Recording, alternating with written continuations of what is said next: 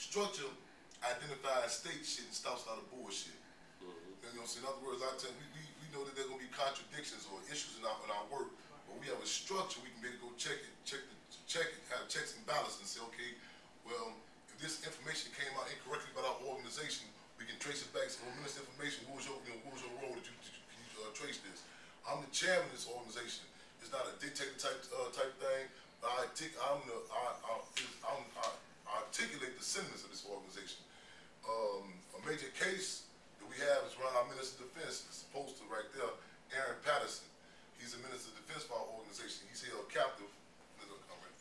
He's held captive right now, serving 30 years on the trumped-up charge. He's also one of the brothers who was tortured. Just get short of each other right here. We're going to have some people that later on after the event. He was one of the people that was tortured by Lieutenant John Bird of Chicago, Illinois.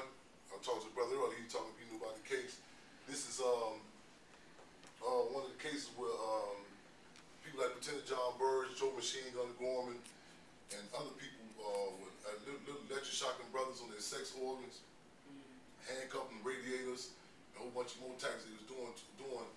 He has served 17 years on death row, came back out, touched down to POCC, got to organize it, and was re-snatched up. And at the time, he's serving 17 years on a trumped-up charge.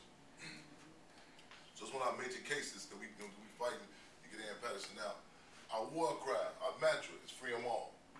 That's our slogan.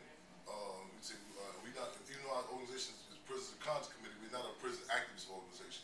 We're a revolutionary organization. We don't make no bones about it.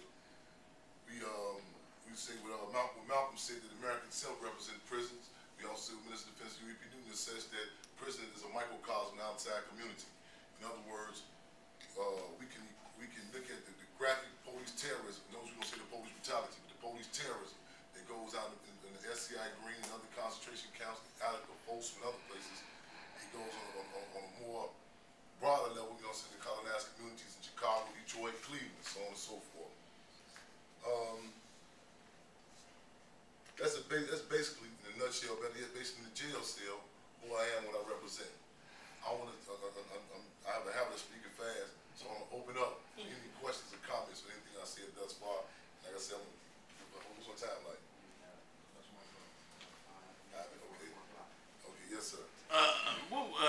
I was speaking to the brother earlier the other day, and I asked him, was the media hype about the black-on-black under 18 high rate of murder in Chicago, and then the media is claiming now that they're the highest rate of gang violence in the nation. Is that a fact and reality? And what can be done? What do you feel can be done to resolve that? Good question, bro. Good question.